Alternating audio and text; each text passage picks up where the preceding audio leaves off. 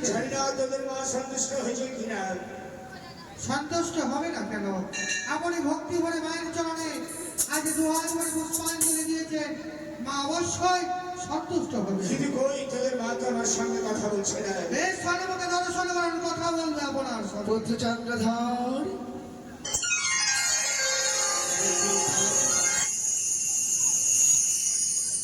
অপরাধ মার্জনা করো না।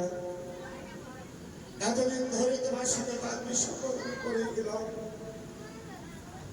অবশেষে তোমার চরণে আমার মাথা নত করতে হলো। একমাত্র মা চণ্ডীর কারণে আমি তোমার চরণে মাথা নত করেছি। নচিত পারতে না এই জন্য ধরিত্রী মাথা নত করতে। চন্দ্রধর, বলো মা, এই রূপ যদি তোমায় পূর্বে দর্শন করতাম, আমার এই রূপ দেখে তুমি আমার পুজো করতে, তুমি যদি আমার চরণে পুষ্পাঞ্জলি দিয়ে দিতে, যে ইতিহাস আমাদের, যে পদ্ম পুরাণ রচনা হলো, এই পদ্ম পুরাণের রচনা হতো না। সত্যিই বলেছেন দেবী। তবে বলো, আমি যে তোমার চরণে পুষ্পাঞ্জলি দিয়েছি, এতদিন ধরে তোমার সঙ্গে বাদবি সংবাদ করলাম, তোমার চরণে মাথা নত করলাম, বিনিময়ে আমার পুত্রগণকে হারিয়ে পুত্রগণে পেলাম। আমি কি পেলাম? পুত্র চন্দ্রধর, আমি আজ বড় আনন্দিত তোমার আদেশে। তুমি যে আমার চরণে পুষ্পাঞ্জলি দিলে, আজ থেকে আমি হলাম বিশ্বপূজিতা। তাই আমি আশীর্বাদ করি, তুমি জাদুয়া রূপে সকল দেবতার মস্তকে থাকবে মন্দিরে মন্দিরে। এই কি বলছো দেবী? হ্যাঁ, প্রত্যেক দেবদেবীর মস্তকে আমাকে জাদুয়া রূপে থাকতে হবে। হ্যাঁ, তোমার গুরু দায়িত্ব তুমি আমার মস্তকে চাপিয়ে দিলে। যেই মন্দিরে জাদুয়া থাকবে সেই মন্দিরে শোভা ধরবে, যেই মন্দিরে জাদুয়া থাকবে না সেই মন্দিরে কোনো শোভা থাকবে না। পুত্র, অপবিত্র হয়ে থাকবে। হ্যাঁ, মা, আরেকটি আমি আশীর্বাদ করি, বলো দেবী। যে কচুর পাত্রে আমার পুজো নৈবেদ্য সাজিয়েছো, ওই কচুর পাতার নাম থাকবে আজ থেকে চাঁদ কচু।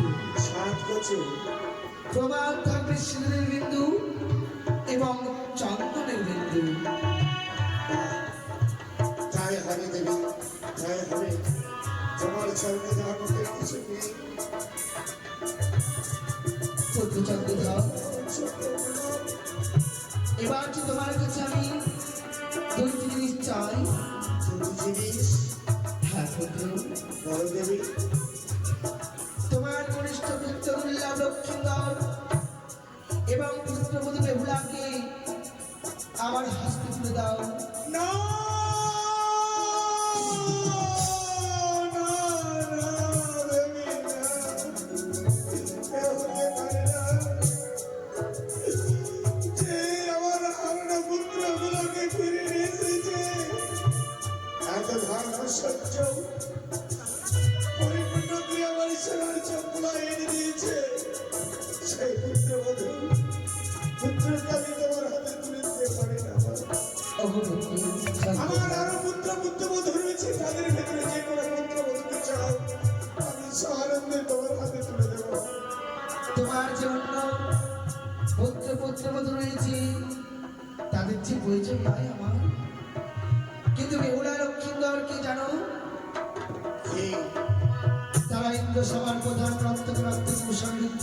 কেন্দ্র সভার প্রধান প্রাপ্ত কি? আমার পুজো প্রচারের কারণে একদিন গিয়েছিলাম ইন্দ্র সভায়, তাদের তাল ভঙ্গ করে ভদ্রকে এনেছিলাম। অনুরোধকে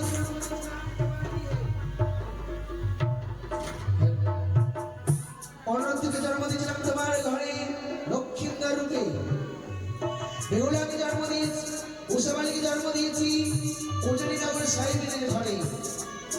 ইন্দ্রদাদাকে কথা দিয়েছিলাম তাদের বাৎসর পূর্ণ হলে ফিরিয়ে দেব তার হস্তে।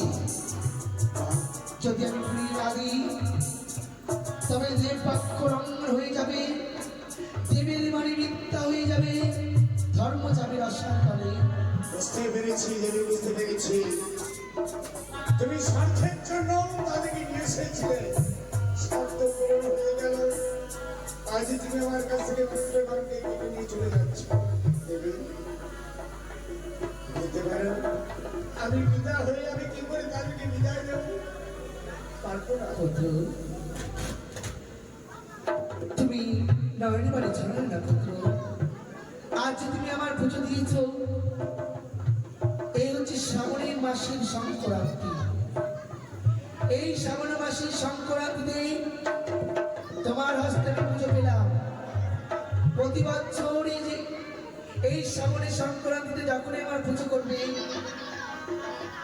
আমি আমার ডান এবং বাম পাশে বেহুলা লক্ষ্মীকে সঙ্গে করে নিয়ে আসবো।